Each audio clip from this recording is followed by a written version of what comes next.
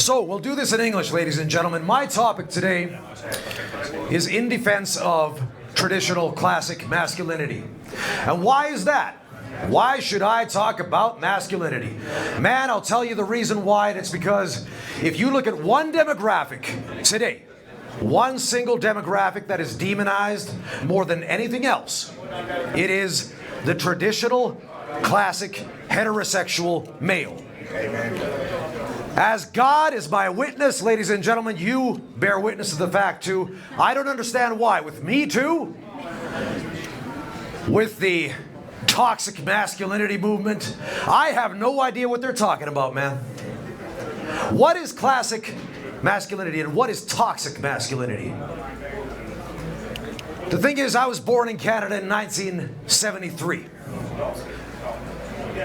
At the age of 6, I found something which would become my calling in life. It's called professional wrestling. I became the most successful professional wrestler in the history of Northern Europe, as God is my witness and as the facts bear. Some people might say Tony Halme. Here in Finland, a guy called Tony Halme. Oh, Tony, but he was more known. He was in WWE. But then again, Tony's career was 7 years. I've been in pro wrestling since 1992. Around the world, 22 countries, 4 continents.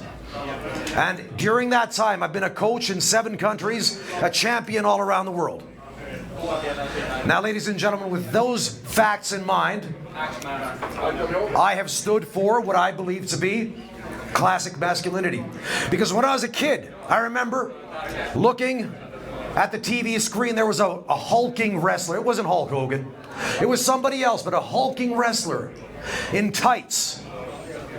His upper body bare, the muscles on display. And as a kid, you're looking at this guy and you're saying to yourself, it's like the superheroes come to life. And every young boy in the world goes up to their father and says, Isi, Daddy, näytä haba. Dad, show your muscles. How many men, put your hand up right now, if you've ever said to your father, Isi, näytä haba? Put your hand up. Huh? You know what I'm talking about. Every young boy in the world, it's intrinsic, it's part of your internal makeup. You don't even have to think about it. It's not something that's coded into you. It's inherent. You're trying to reach out at a young age for a mirror of what will become masculinity to you. So, why is this demonized in our day and age? Why in the world is the classic man put down in our society? Why in TV, in movies, in series, why are men made out to be the buffoons? Why are they the weak ones that always need to be saved for some odd reason? Why is it that when Sylvester Stallone made his last Rambo movie just in the last year that came out now, why is it that the different movie critics gave it 1 out of 5 and said, this movie is offensive? Why?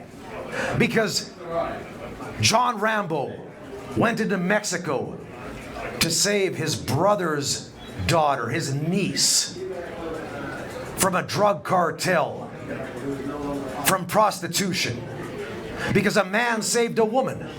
Is that why it's offensive today? Strange, isn't it? But still, women don't want a weak man.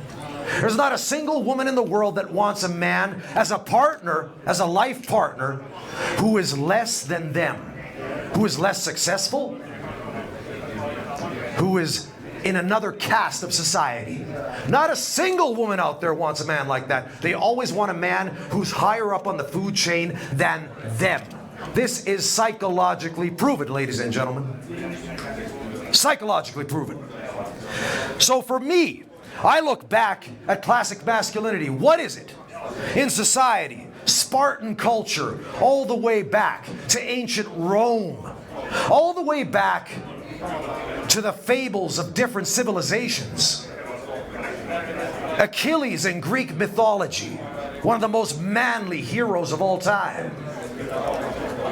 I look at Samson in the Bible, even Jesus Christ, icons of masculinity. Then I look at the heroes of my youth, the Incredible Hulk. I used to love comic books. Conan the Barbarian, Godzilla. All of them crushing, smashing, powerful. I don't think there's a single man in the world that wants to feel weak. And in today's society, if you're a man, you're not supposed to be aggressive. If you're a man, you're not supposed to be an alpha male. It's shunned upon. It's a shame if you are the go-getter. If you are the one that sets the pace, calls the shots. You're the boss. Oh, it's a shame. But still, in our movies, we celebrate this. Arnold Schwarzenegger, Clint Eastwood, Sylvester Stallone. Huh? Does it ring a bell? Heroes. Heroes, ladies and gentlemen. Not weak, pathetic beta males. None of them. No boy, no man wants to be a weak, pathetic male. Not a single one. You got to rise to the occasion. You got to step up in the face of adversity. And I think to myself that every single man out there, to be a man, you need a war to fight. You know, the thing is that in the daycare centers nowadays, in the schools, the teachers, they say that, oh, don't play the Cowboys and Indians game. That's too aggressive. Oh, don't wrestle. Don't fight on the playground. No, you need to. Boys, the boys need to fight. You got to find out who you are. You got to test yourself. Find your place on the pecking order. That's what it's there for. It's part of your internal makeup. You need a war to fight, a cause, a belief to fight for, to stand up for. You know, in the last John Rambo movie back in 2008, before this last current one here, just came out this year, or last year, sorry. There's the one line in John Rambo from 2008 that sums up the entire movie. And it's when Stallone says, die for nothing or live for something. Die for nothing or live for something. If you don't stand for anything, you will fall for anything. And there's way too many people today, and especially men, who've lost their spine, lost their guts. And the reason why our society is weak today is because men have given up their place, their rightful place at the top. You're called to be a leader. Why did you give up your place? The squeaky wheel gets the grease. You gave the grease, then you gave up your place. Why? Why did you do it? What did you win in all of this? What did you win? I remember Bruce Lee said, one of his most famous quotes, he said that do not wish for an easy life. Instead, pray for the strength to endure a hard one. If you think of what makes a man, what is the measure of a man? Isn't it that he can stand up to adversity? That when he's tested, he stands up under pressure? I remember a story I just heard about a month ago. No, it was actually around Christmas time. I was listening to something. There were quotes from Donald Trump. Now, you can be whatever opinion you want of Donald Trump. I couldn't give a shit. But he wouldn't be where he is today for no reason at all. Now, Donald Trump, he said that he doesn't know a single entrepreneur in his social circle, does not know a single entrepreneur who cannot withstand incredible stress. The number one attribute, if you want to be an entrepreneur, is you must be able to withstand stress. As a man, if you don't stand up under pressure, what kind of man are you? What is your measure? What are you worth if you can't stand up under pressure? When life tests you, when it throws you the curveball. It's like Stallone said in the last Rocky movie. He said to his son in the movie, he said, nothing is going to hit you as hard as life. Nothing's going to test you like life itself. It's going to knock you down on your ass. It's going to drag you in the gutter. And how you come out the other side, how you stand up under pressure, is what is your measure personally as a man. That's what defines you. It's what defines you. I think back on where we've gone wrong in our society. Why have we given up the fight for classic masculinity? Why has it become a curse word? Why are men demonized? Powerful, strong leader type of men. Why are we demonized? Why? And I'm thinking, there's no more tribe. You know, men always used to have a tribe. There are cultures in Africa where the men of the tribe will take the boy from his mother at the age of 12 out into the desert for 2 years. And during that 2-year period, they will teach him every single facet of what it requires to be a man. During this initiation phase, what they will do is they will scar the boy for life. They will cut off one of his fingers, like the Yakuza in Japan, for example. That is your rite of passage. You'll remember that for the rest of your life. They'll cut off or they'll mark you a body part, a scar that will last forever until your death. I think back, the lack of a tribe, how much we've lost because we don't have a tribe anymore. You've lost your mirror, the mirror that reflects back to you what your stock is as a man. The mirror that is a set standard. Because if there's no set standard, then what the hell is the upper echelon? What is the goal if there is no set standard? You can't do away. Not everything in life is relative. Not everything is relative. There has to be extreme blacks and whites. Not everything is just a different color of the rainbow. Not everything is just a gray zone. There must be blacks and whites to establish the absolute best and the absolute worst. I think about mentorship. Where has mentorship gone in our society? It used to be that a young man could go to a business owner, let's say an electrician, maybe somebody in construction, and you could get an apprenticeship based upon your desire to work. Nothing more. You didn't need to have the skill set, the ready-made skill set. You didn't have to have all of those college degrees behind you. All you needed was for somebody to give you a lucky break and say, "Hey, son, I'll give you a chance. I'll give you a shot. If you take care of this, hey, I can work with you. If you flush, if you don't do well, if you don't succeed, then, well, sorry, then maybe I'm gonna have to cut you." Mentorship, when older men passed on the lessons of life to the younger generation. Nowadays, you got to pay for it. Nowadays, they're online courses. Man, nobody's giving nothing away for free anymore. But then you got Tony Robbins, you got Arnold Schwarzenegger talking about contribution, the 7 needs of the human being himself, or themselves, herself. 7 needs. The last 2, by the way, are needs of the spirit. One of those needs is contribution, the need to give back. You can't put a price tag on everything. Don't be a whore. Don't put a price tag on everything. Contribute. Give back. If you have any substance whatsoever inside of you, if the world around you doesn't echo back to you that you got substance, then you are no good. Point and blank. Right then and there. If the people around you do not echo back to you that you have worth and they ask you for advice, what good are you?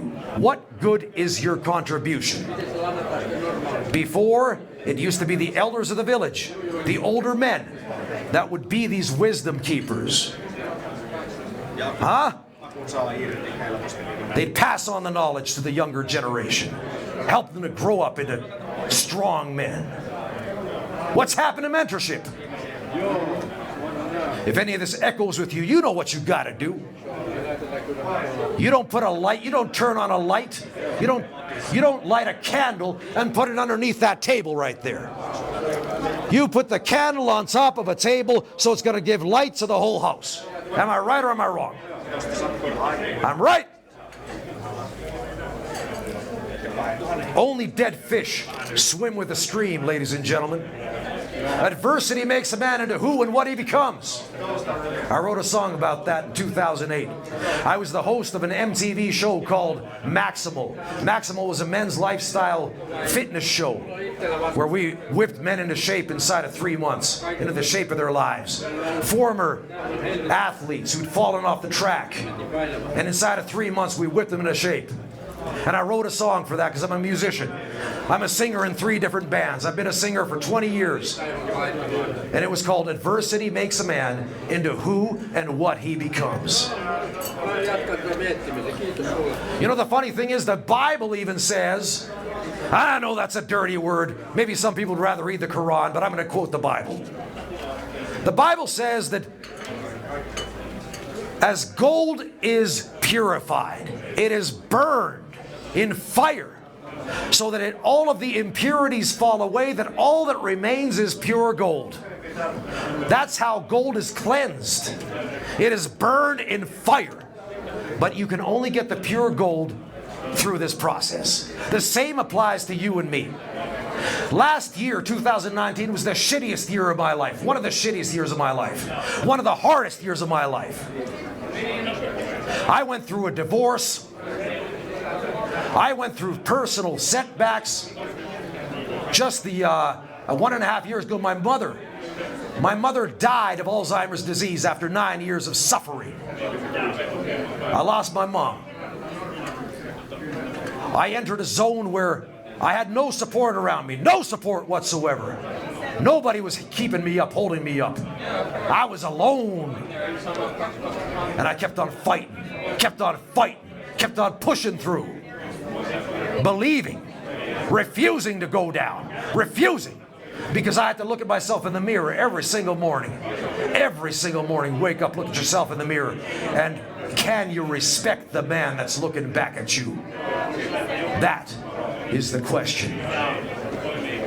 So adversity makes a man. Without the trials, without the tribulations, without all of the struggle in your life, you would never gain the muscle that you need to become stronger. It's like going to the gym. If you go to the gym and all you do is you take 5 kilos in your hand and you just swing your hands up and down, you ain't going to build a damn bit of muscle. I tell you that right now. I've been a personal trainer for 16 years in 11 countries, and I can tell you right now, if you don't lift heavy damn-assed weights, you will not build muscle. The same applies to the trials and tribulations of life. You don't want them, but brother, you need them. You need the trials, the tribulations, the setbacks, the heartache. You need all of those. And why? Because it makes you into a better man. Or then it breaks you. It's one or the other.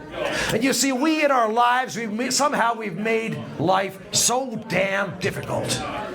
We've made it multifaceted. We've made it convoluted. We somehow think that there are many different destinations to the top of the mountain. I'm here to tell you today that there aren't. In the end, you've only got 2 options in every single facet of life. You've always only got 2. You know what those are? You got black or white. You got left or right. You got yes or no. You got life or death. You got east or west.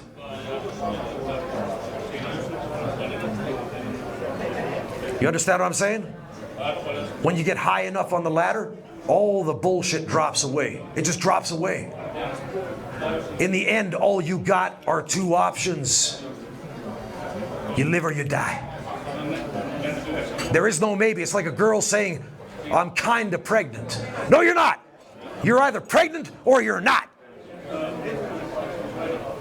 It's like an arrow. It's either 100% straight, or even if it's a bent 5 degrees, it's not straight anymore.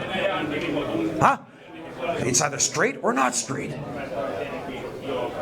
If you take a glass of milk, white milk, and you drop 1 drop of blood into the milk, is the milk clean anymore. No. No, it's not. That milk is defiled. So it's either or. It's yes or no. It's life or death. It's up or down. You choose. You choose to simplify your life by choosing this path, this psychology. You adopt a new psychology that clarifies the path before you. As a man, you're able to do this. As a man, you're actually called to do this. You can turn it down. You know what happens when you turn it down, though, by the way, boys? You end up in inner civil war. That's when you can't sleep at night because your spirit is restless inside of you. You know something's wrong, but you don't want to face the music.